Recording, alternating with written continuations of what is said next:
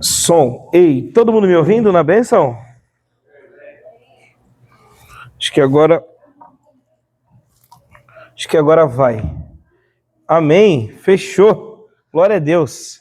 Pessoal, vamos abrir as escrituras, Mateus 28. Estou muito feliz de estar aqui com vocês. Eu trago um abraço da Igreja Reformada Missão 58, ali de Balneário Camboriú. Uma comunidade de fé que já ama vocês. Conheci alguns irmãos novos de outra comunidade de fé aqui também. Deus abençoe, uma alegria conhecê-los. Pastor também aqui junto. Deus abençoe, pastor Genivaldo. Deus abençoe, meu querido. Sei que você é amigo de longa data do pastor Maicon também. E agora tenho a alegria de também chamá-lo de amigo também. Deus abençoe, meu irmão. Irmãos, nós estamos nessa conferência muito importante para essa igreja. E a gente precisa meditar naquilo que é central a respeito do que nós estamos juntos construindo aqui através de uma ideia centrada nas Escrituras, centrada no Evangelho, em que tudo aquilo que estamos falando tem o objetivo de encorajar você, de objetivo de abençoar a sua vida e de nós pensarmos juntos, biblicamente, sobre esse tema tão importante, mas muitas vezes muito esquecido, que é a missão da igreja. O que é a missão da igreja? Qual é a missão da igreja? Será que a igreja tem uma missão? E se a igreja tem uma missão, qual é essa missão? Quem é aquele que dá a missão para a igreja? E o que nós devemos fazer para cumprir essa missão da igreja?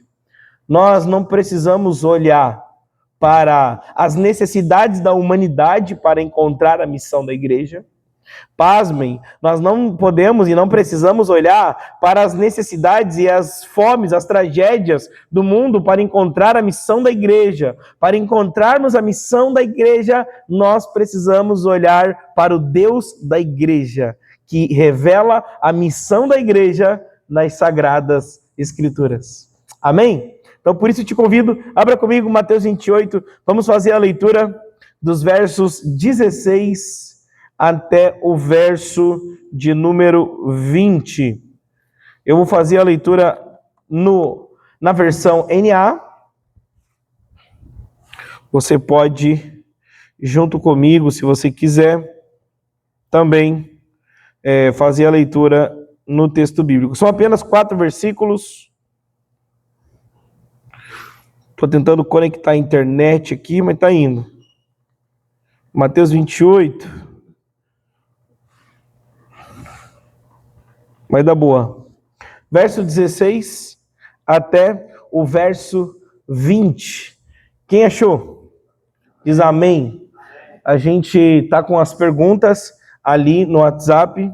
É muito importante, irmãos, vocês gravarem isso para poderem, de alguma forma, participarem das perguntas aqui, de vocês juntos trazerem também questões da ministração, não apenas do momento agora da pregação, mas também da ministração agora, como também do momento que nós tivemos ali dos workshops. Lembrando também que o momento dos workshops, queridos, nós também falamos sobre o Ministério de Mídia ontem. Então, quem deseja fazer as perguntas do Ministério de Mídia também poderá fazer. Fechou? Então, vamos lá. Mateus 28, do verso 16 até o 20. Diz assim: Os 11 discípulos partiram para a Galileia, para o monte que Jesus lhes havia designado. Verso 17. E quando viram Jesus, o adoraram, mas alguns duvidaram. Jesus aproximou-se deles, falou-lhes dizendo: Toda a autoridade foi me dada no céu e na terra. Portanto, vão e façam discípulos de todas as nações, batizando-os em nome do Pai, do Filho e do Espírito Santo, ensinando-os a guardar todas as coisas que tenho ordenado a vocês. E eis que estou com vocês todos os dias, até o fim dos tempos. Vamos orar só mais uma vez? Obrigado, Jesus, pela sua palavra. Obrigado porque ela sempre se renova, ela sempre renova o nosso coração. Obrigado, Pai, porque ela nos ensina, nos transforma, nos torna a imagem de Cristo. Obrigado, porque isso só é possível porque temos Evangelho. Obrigado pela sua palavra, Pai, que criou o universo, que criou a humanidade e que sustenta a sua igreja ao longo desses 2000 anos de história. Obrigado, Jesus. Obrigado. Continue nos alimentando. Continue alimentando a sua igreja pela sua palavra. Em nome de Jesus. Amém. Queridos, por que nós pensarmos a missão da igreja a partir desse texto de Mateus 28? Justamente por causa do contexto desse texto. Existe uma regrinha básica de interpretação bíblica, que é: texto fora de contexto se torna pretexto para a minha heresia. Né? Então, toda vez que a gente tira o texto do seu contexto, a gente cria pretexto para errar teologicamente, para tirar a Bíblia do seu sentido. Então, Mateus 28, as últimas palavras de Jesus, está num contexto em que os discípulos estão ao redor de Jesus, depois de aproximadamente 2 anos e meio, 3 de caminhada com o Mestre. Então, esses homens haviam passado anos caminhando de forma ininterrupta com Jesus. Não sei se vocês já pararam para pensar nisso, mas Jesus Cristo acordou do lado desses homens. Que maravilhoso, né? Que maravilhoso. Jesus Cristo acordou, Jesus caminhou com eles. Imagina que sensação maravilhosa. Você acordar e do lado está Jesus dormindo do seu lado. Aquele que criou os céus e a terra, aquele que criou toda a humanidade, está deitado do seu lado ali, tirando um cochilo, né? Talvez alguns... Será que está roncando ou não? Será que Jesus fala dormindo? Como que é o sono de Jesus, né? Esses homens sabiam. Esses homens conheceram isso. Esses homens sabiam qual era o perfume de Jesus quando Jesus acordava. Como que Jesus transpirava quando ele acordava. Gente, é esse tipo de gente aqui. É esse tipo de cenário. O contexto em todo sermão ele é importante, em todo ensino, porque isso traz vida aos nossos olhos, traz imagem à nossa consciência.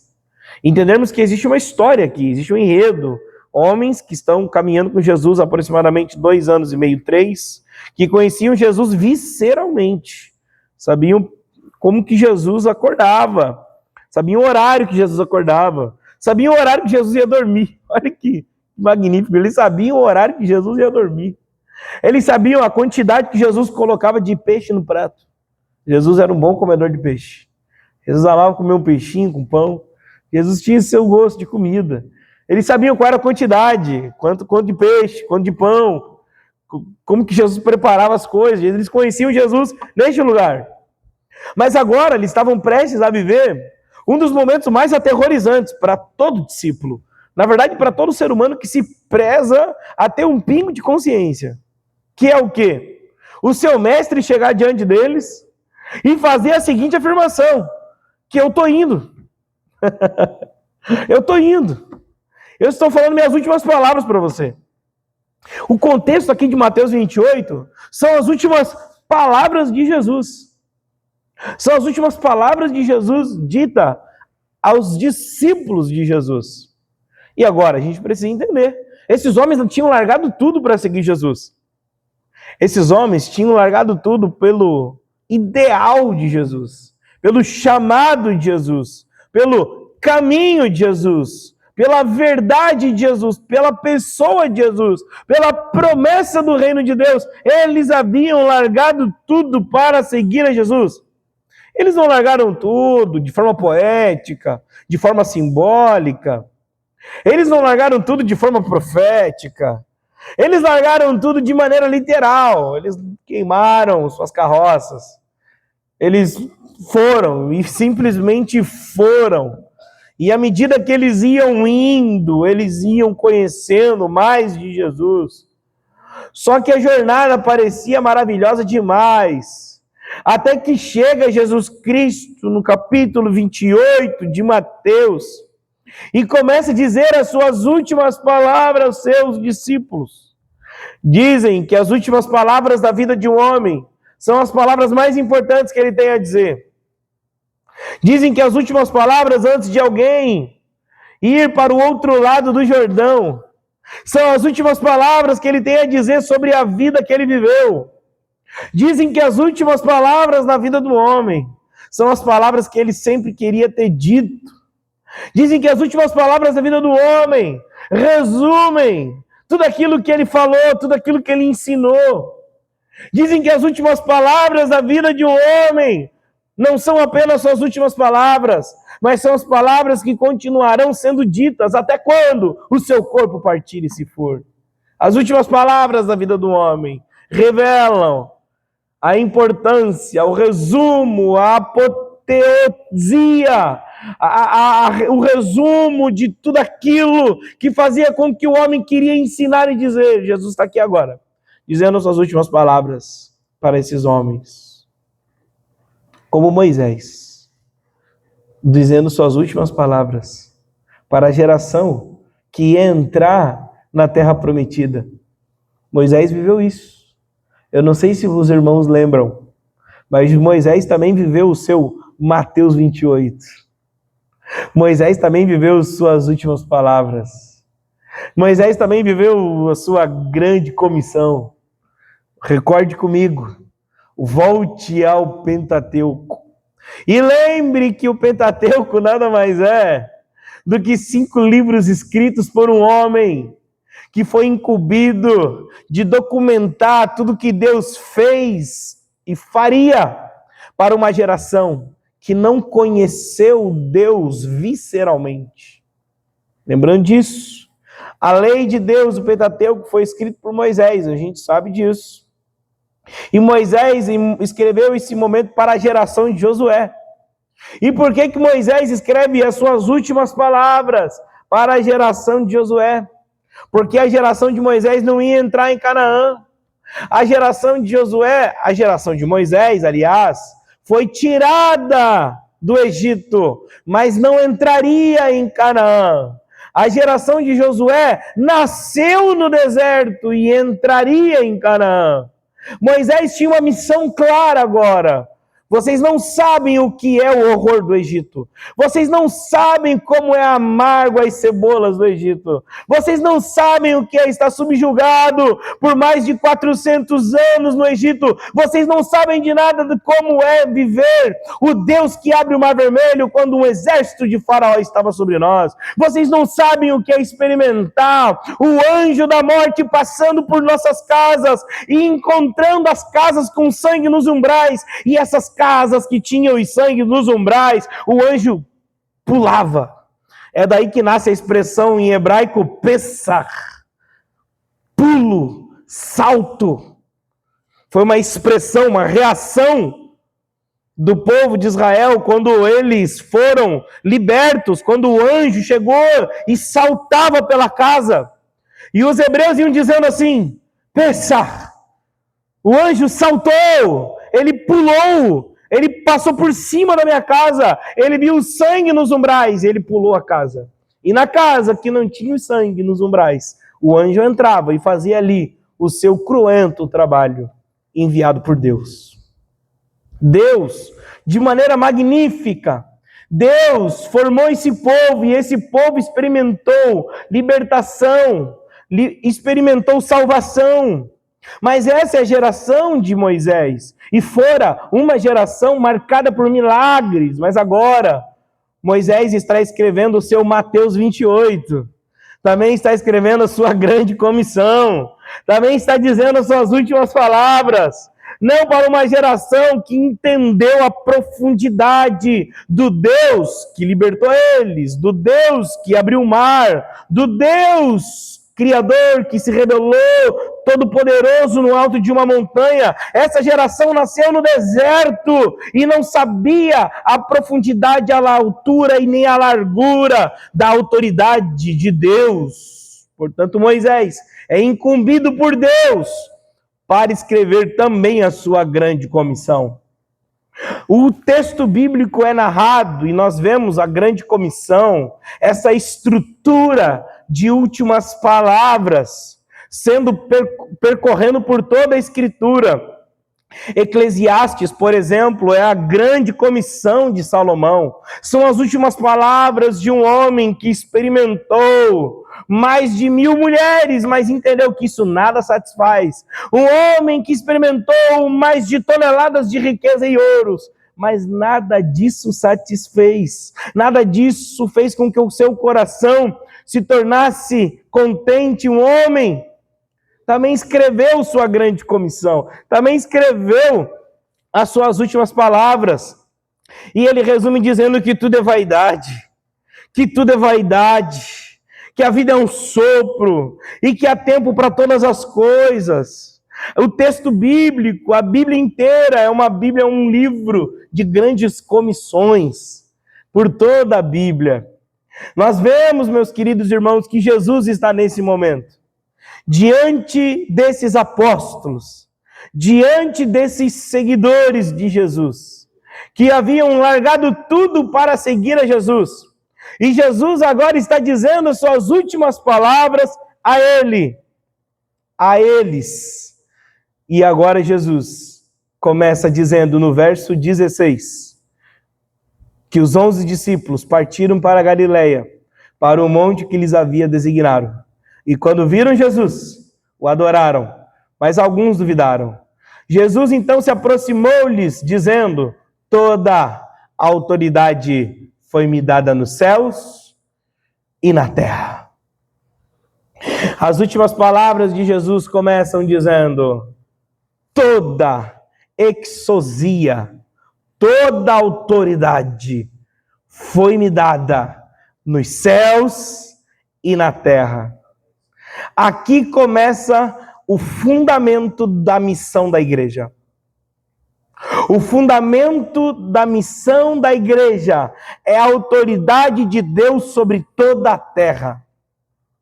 O fundamento da missão da igreja é estabelecida pelas palavras do próprio Cristo, que diz que toda a autoridade nos céus e na terra foi conferida a ele. Toda a autoridade do céu e da terra estão debaixo do senhorio de Cristo. Logo, a missão da igreja tem como fundamento a autoridade, a boa notícia de que Jesus já é Senhor sobre os céus e sobre a terra.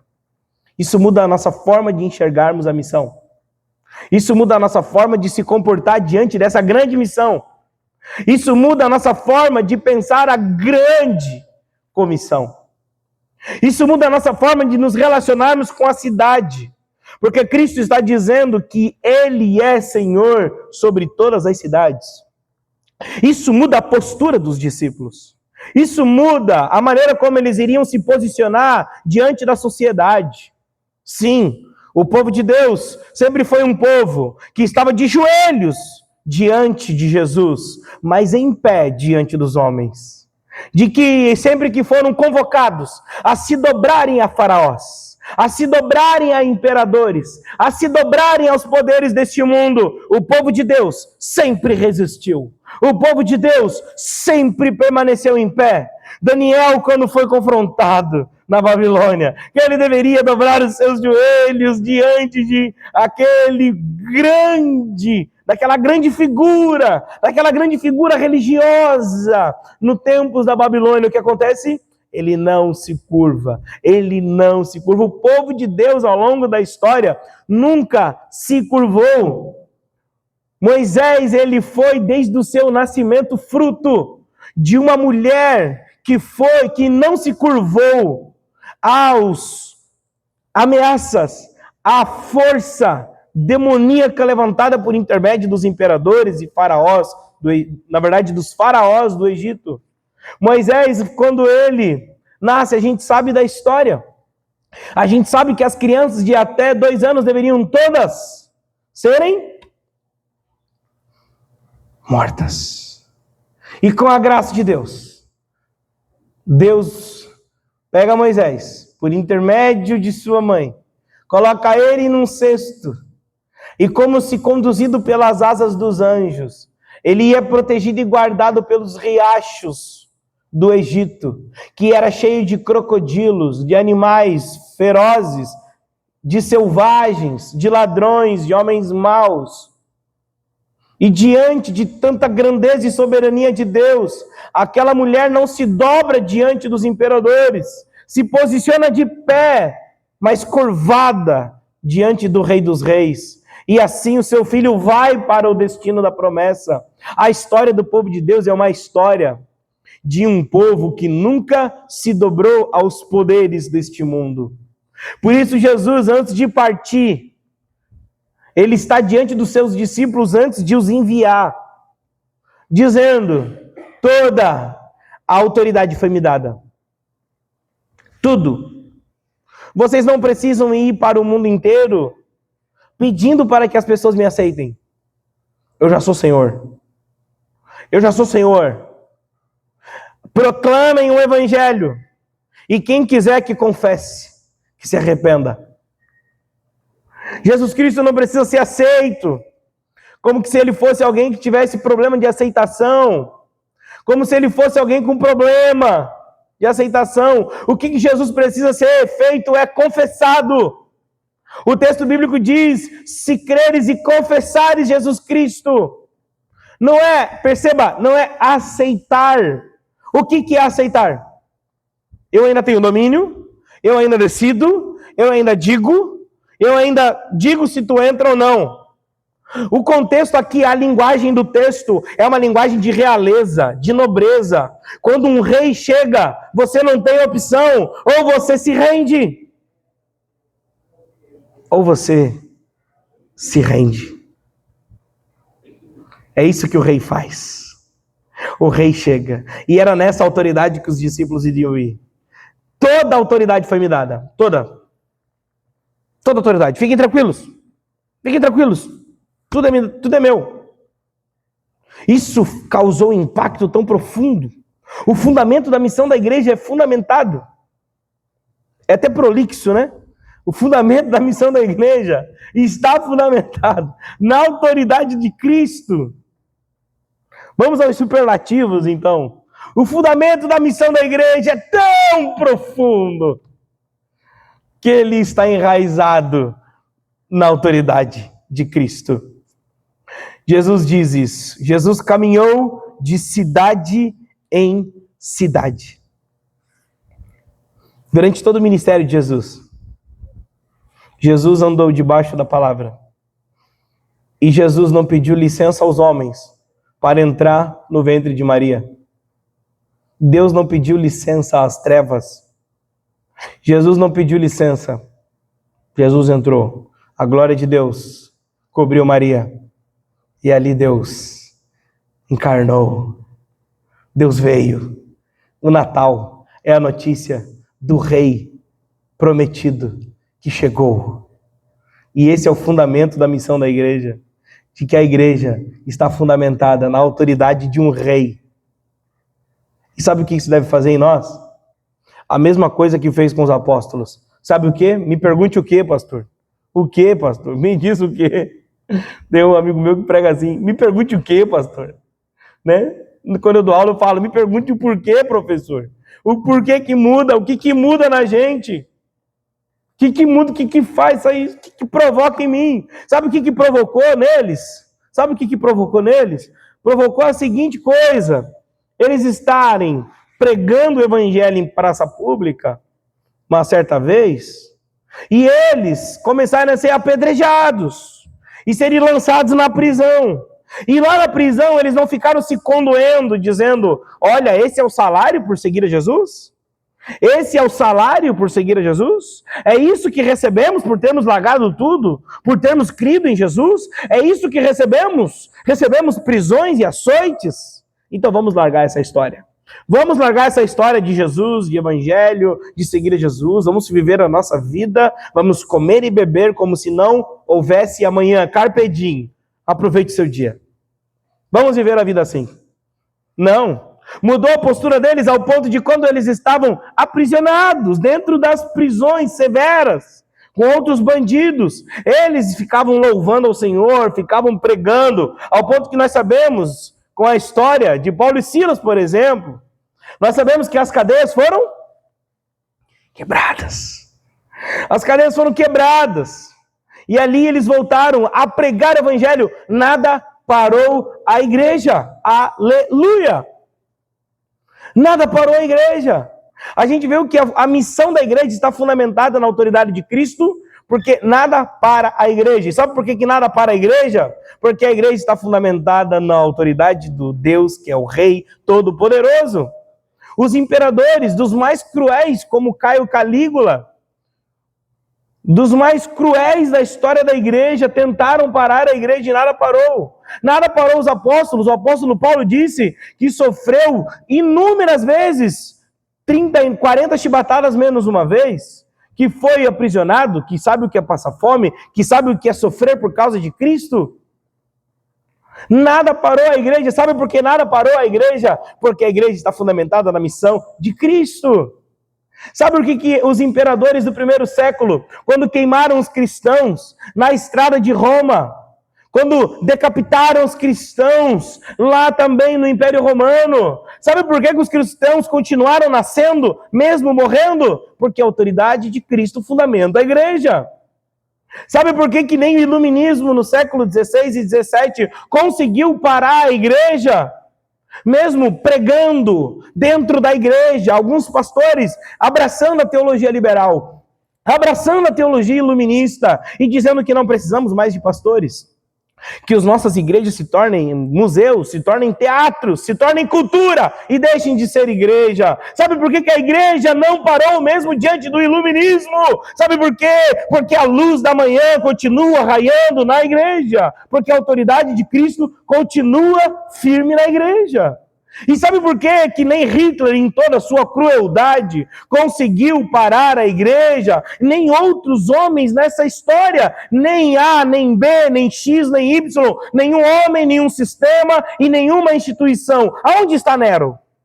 Aonde estão os imperadores? Aonde estão os faraós? Aonde estão todos aqueles que se levantaram contra a igreja de Jesus? Eu sei onde estão. Estão a 7 palmos embaixo da terra. Mas me pergunte, aonde está Jesus Cristo, o Rei dos Reis, Senhor dos Senhores? Está como homem, vivo, ressuscitado no alto e sublime trono e prometeu que voltará para buscar a sua igreja em glória. Nada para a igreja. Nada para a igreja, porque a igreja está fundamentada na autoridade de Cristo. Esse é o fundamento da missão da igreja. Esse é o nosso fundamento. Por isso não podemos temer, não devemos retroceder, não devemos nos acovardar, não podemos nos esconder, devemos ir para o verso 19. O que o verso 19 diz? Olha o texto. Verso 19 diz assim: portanto, o português é maravilhoso, né? Verso 18: toda autoridade foi me dada no céu e na terra. Olha a continuação. Portanto, por causa disso, que eu acabei de falar, que eu tenho autoridade sobre tudo, agora, portanto, vão para as montanhas bem longe, façam suas famílias em lugares seguros, fiquem longe do mal deste mundo, façam uma igreja na fazenda onde ninguém vai ver vocês e vivam para sempre felizes. Vão para Maldivas, vão para os lugares seguros, é isso que Jesus disse? Vão e façam discípulos de todas as nações. A missão da igreja está fundamentada na autoridade do rei. E como que a gente deve fazer a missão de Deus? Fazer discípulos. Perceba, Jesus qualifica aqui. Jesus fala assim: eu não quero followers, eu não quero seguidores. Não quero seguidores. Eu não quero pessoas que me acompanhem. Seguidores, para nossa mente pós-moderna, são seguidores de redes sociais, né? Seguidores naquela época eram pessoas que simpatizavam com Jesus. Que simpatizavam. Jesus tinha 70 discípulos. Desses 70 discípulos, 12 apóstolos. Mas a Bíblia diz que Jesus tinha inúmeros seguidores. Seguidores. Pessoas que não haviam largado tudo.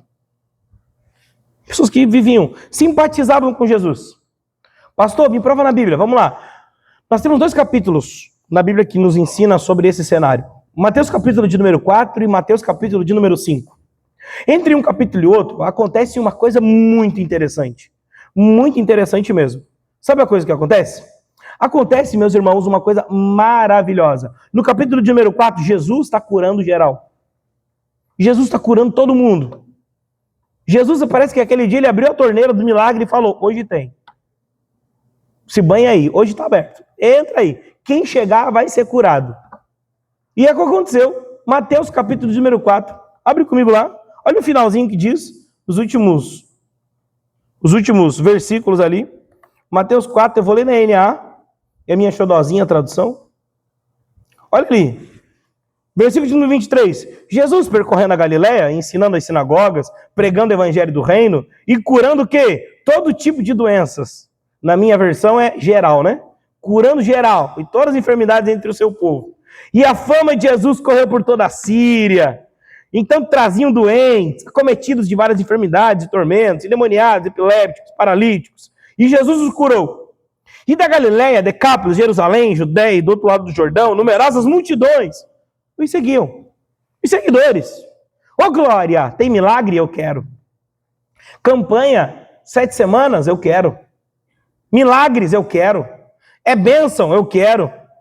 Eu quero Jesus. Jesus está fazendo milagre? Eu quero. Jesus está fazendo cura? Eu quero. Oh, meu Deus, coisa linda! Mas chega o capítulo de número 5. É no mesmo dia, tá? Trocou o capítulo, mas continua a mesma história. Esse é um problema nosso de interpretação bíblica. Nem todo capítulo que muda significa que mudou a história. Tá bom?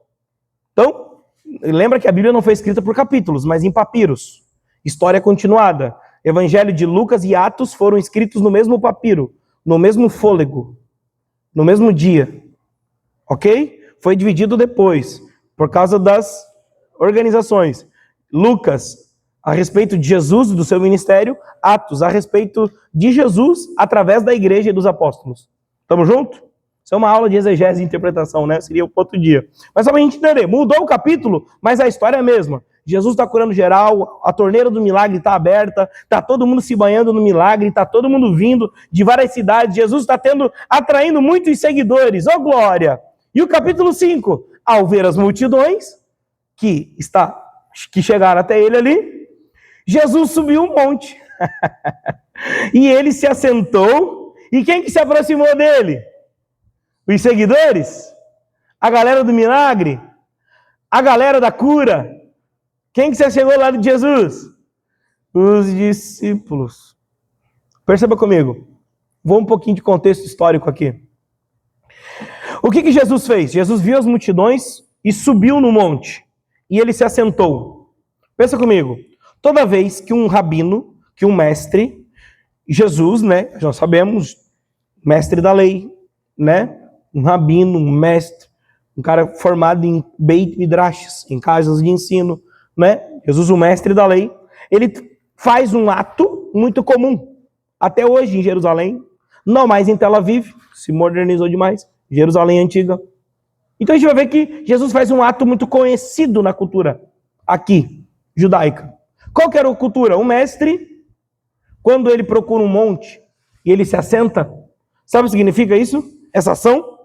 Eu tenho algo para ensinar para vocês. Quem é meu discípulo e quem quer ser meu discípulo, que vem atrás de mim, sente-se para me ouvir. Pega comigo. Versículo de número 4. Diz que Jesus está curando todo mundo. Sim ou amém?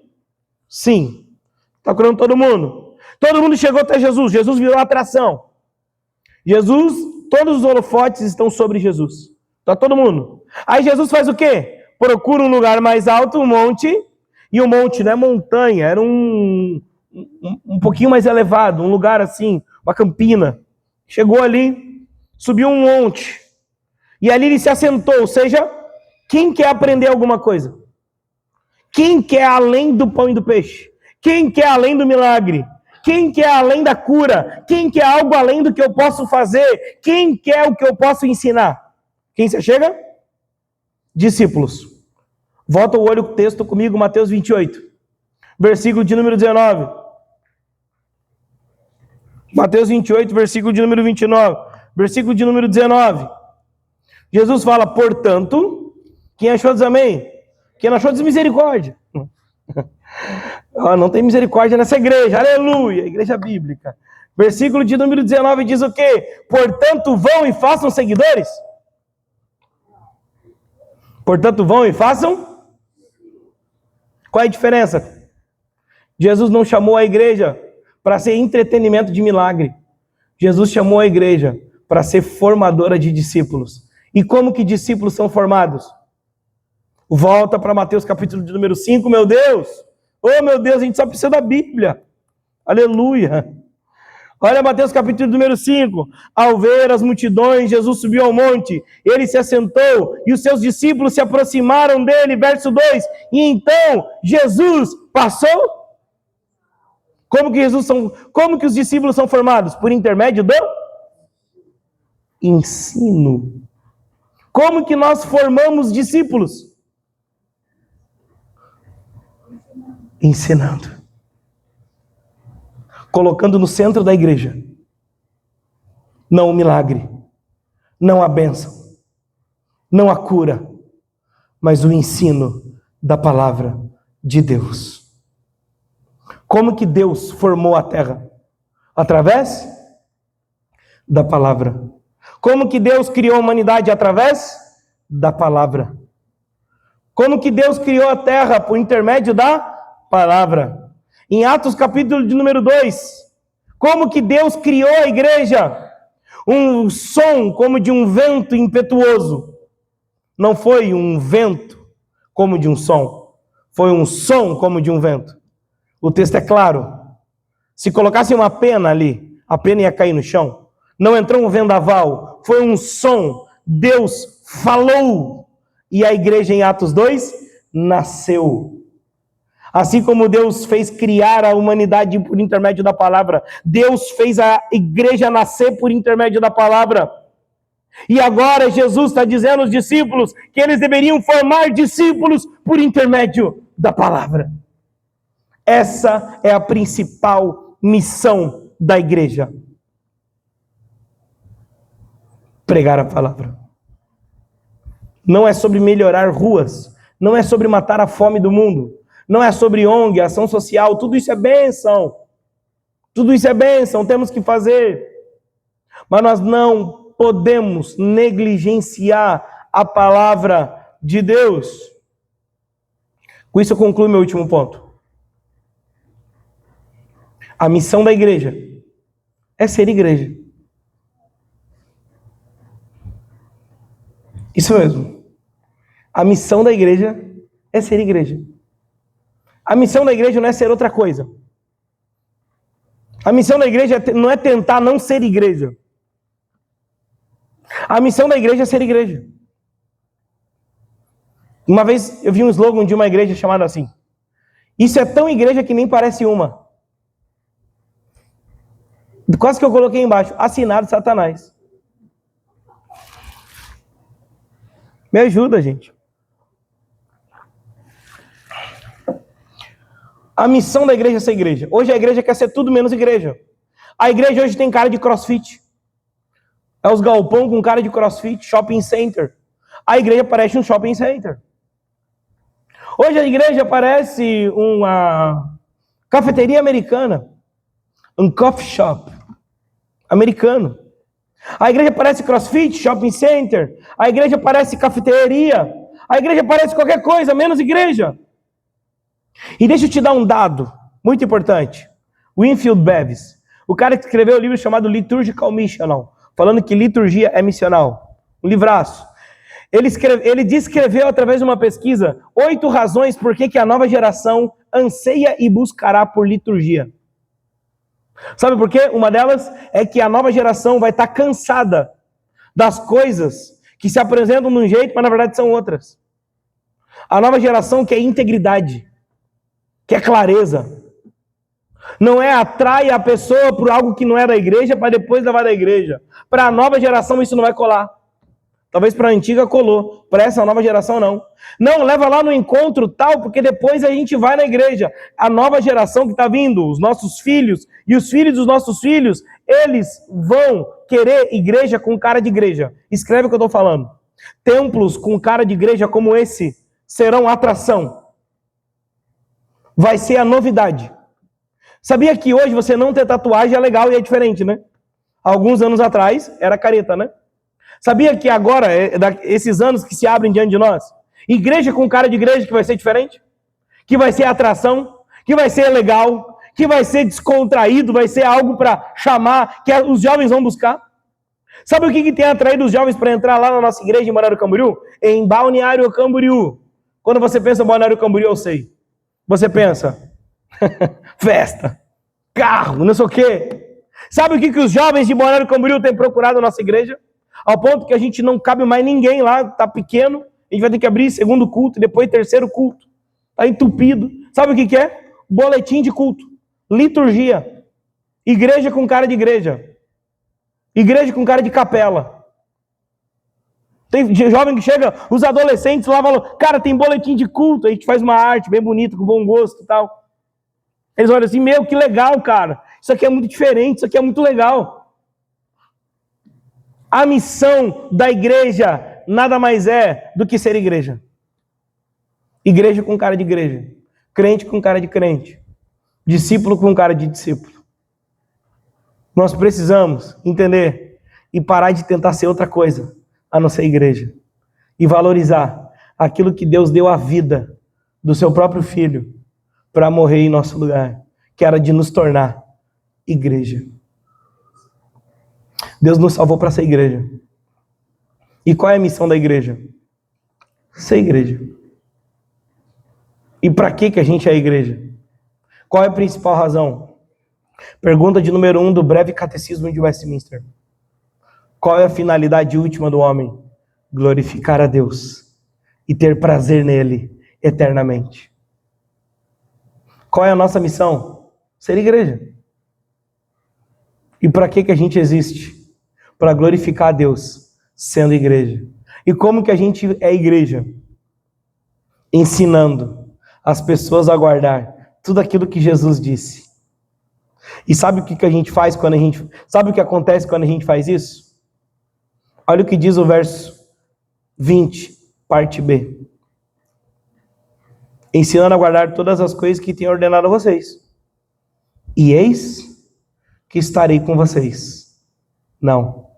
Eis que estou com vocês todos os dias até o fim dos tempos.